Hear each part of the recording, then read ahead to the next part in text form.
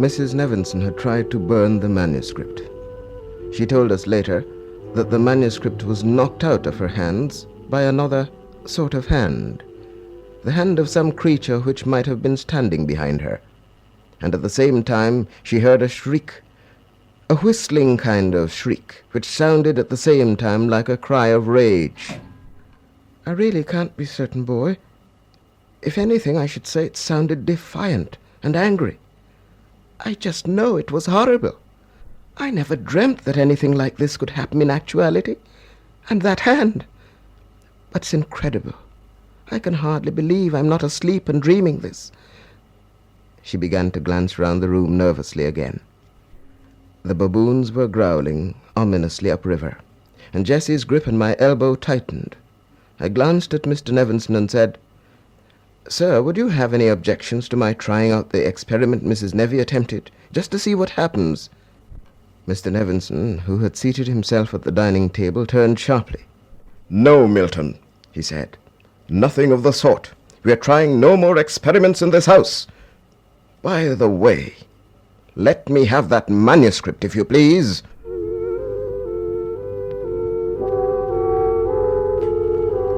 It was another tension-filled moment in the story I've come to call My Bones and My Flute.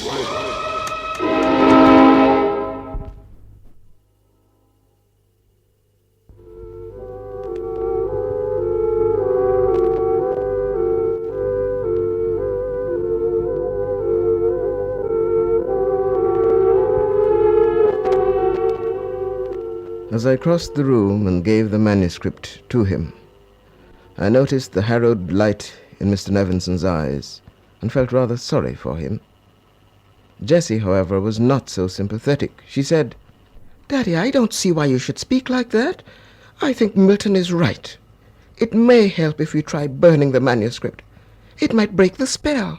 Why can't we try it?" Her father merely made a nervous gesture of dismissal with the stem of his pipe, and Mrs. Nevinson said, "Your father is right, Jessie. It mightn't be safe to try. There's something really uncanny about the thing." She spoke in a subdued tone, and her voice contained a humility that for her was most unusual. I was seeing a facet of her character with which I was entirely unfamiliar. Jessie was not to be suppressed so easily. "But we have to do something, Mother," she insisted. "We can't resign ourselves to this horror." I patted her shoulder in an avuncular manner and murmured, "My dear girl, don't get excited. Let's take things calmly." Often I've had to smile when I recall my behavior on that occasion. She turned eagerly to me and said, "But Milton, how are we going to go on like this? My nerves are in a state. Don't you think we ought to try burning the manuscript? It might get rid of these manifestations, or whatever you call them. Don't you think so?" She asked the question not rhetorically, but with a naive sincerity, as a child might have done. She kept looking at me as though awaiting my answer with anxiety. That she could put so much confidence in me naturally flattered me immensely. I turned my pompous savant smile on her and replied, "It might, and it might not. We never know. I didn't guarantee that it would be successful. Don't misunderstand me." I lit a cigarette, and pacing off to a window, began to stare out at the darkness. With the help of my diary, I can recall fairly accurately my thoughts as I stood at that window that evening. I thought many things, no doubt, but the leading theme was my attempt to probe the nature of actuality in its relation to fantasy. It may sound very trite, but at that time it meant a lot to me. It was no vain philosophical sally. To the four of us in that cottage, during those few weeks, the important thing above all others was to be able to assure ourselves that we were really sane and capable of sensing the scene around us in a rational spirit. I am sure that many times we came near to insanity, and it was only by doing what we could to keep our perspective true that we did succeed in preventing ourselves from going raving mad. Jessie's voice interrupted my reflections. I heard her say, "Anyway, Mother, you'll have to agree now to let Rayburn sleep upstairs here with us. We never can tell what might happen when we hear that flute again. And you're in the soup yourself now. You won't be of any help to us in an emergency." That reopened the argument of earlier that evening, and reopened it with fresh animosity and hysteria on the part of Jessie and her mother. Mrs. Nevinson, however, despite the shock she had suffered as a result of her experience with the manuscript, held to her former decision. She refused, she said, to tolerate Rayburn's presence in the cottage with us. The position, she went on, had not become so desperate that we had to sacrifice our dignity to the extent of having a black man rubbing shoulders with us as though he were an equal. She infuriated me. But I succeeded in keeping my temper. I said nothing. Nor did her husband have much to say. He sat at the dining table, puffing at his pipe, a pensive, rather exasperated look on his face. I could detect a certain amount of contempt in the glances he kept throwing at his wife, and I could not blame him, for that was the emotion Mrs. Nevinson evoked in me too. Had I not been a guest in this cottage, I should have let my self-control go to the devil and blazed away at her in by no means polite language. Only a week ago I reminded her of her behavior on that evening, but she merely laughed. Her views have not changed, and she is quite unrepentant.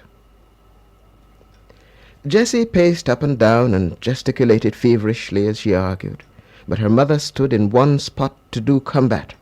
She stood near a corner of the dining table, one hand resting on the highly polished surface, while the other she employed to emphasize her pronouncements. People with nasty minds will probably explain it differently, but so far as I know, it was by sheer accident that my gaze happened to pause on Mrs. Nevinson's unstockinged legs. The shadow of the dining table cast the lower part of her person in gloom, but the light was a bright one, and even in their present state of eclipse, her legs could be made out clearly and in detail. She is of a very pale olive complexion, and that made it all the easier to observe her legs in the twilight of the table shadow. They were visible from just below the knees, her dress being on the short side, and watching them, I noticed how they kept up a continuous shifting motion, a slight, almost imperceptible sway, a reflex action, no doubt, set up by her present emotional state as she argued with Jessie. Abruptly, my observation ceased to be idle. Craning my head forward, I focused my gaze on her left ankle. I was sure I could see a little bruise that I could not recall having noticed earlier that day. Mr. Nevinson observed that there was something unusual in my manner, and asked me what was wrong. Jessie paused in the middle of a sentence and looked at me too. "What is it, Milton?" she asked. Mrs. Nevinson turned. "How did you get that mark in your ankle, Mrs. Nevy?"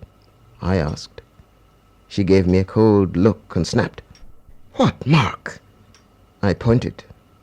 "There, on your left ankle." Her husband rose and came round, and Jessie approached curiously. The dank smell of the river and the jungle seemed to coil round us like a grey tendril thrust into the room from out of the darkness. A frog chirruped a lonely note amid the shrubs at the river's edge, and in the background the petter-generating plant beat dully in the night silence. "What are you making a fuss over?" said Mrs. Nevinson impatiently. In no mood to cooperate with any of us. "I suppose I must have grazed my ankle accidentally somewhere." She began to stride away, but I rose quickly and grasped her arm.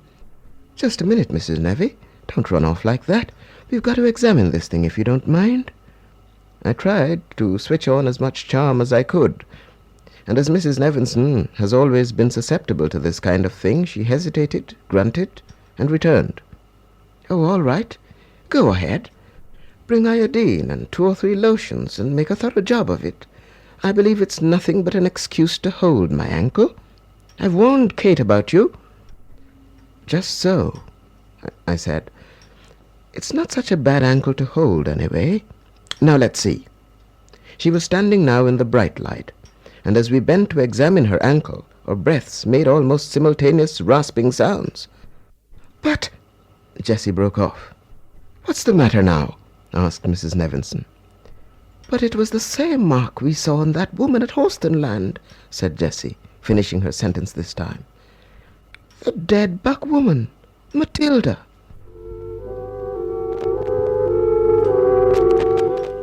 Yes, it was the same mark, except that in this instance the mark was incomplete.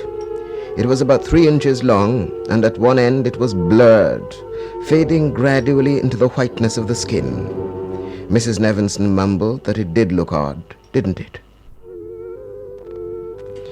It was the first time she was seeing it, she went on. She was sure that up to dinner time it had not been there, because she had changed her shoes just before dinner and would have noticed it. She looked at me. We heard the frog chirrup outside.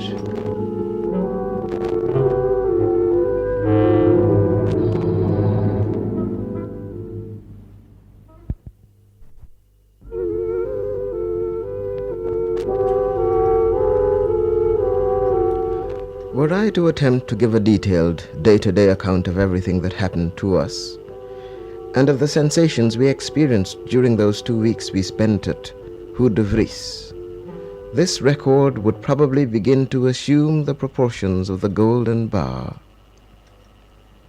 I shall have to limit myself, therefore, to narrating only those incidents I consider to be of outstanding significance and interest.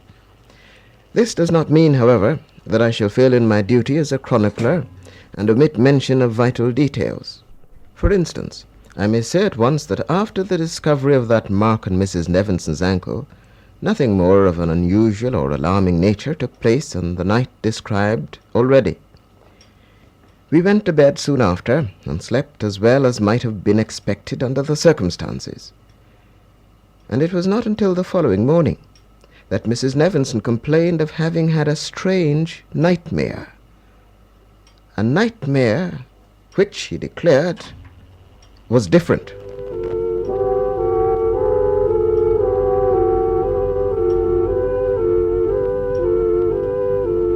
In fact, there was so much that was different, as you will come to learn in My Bones and My Flute.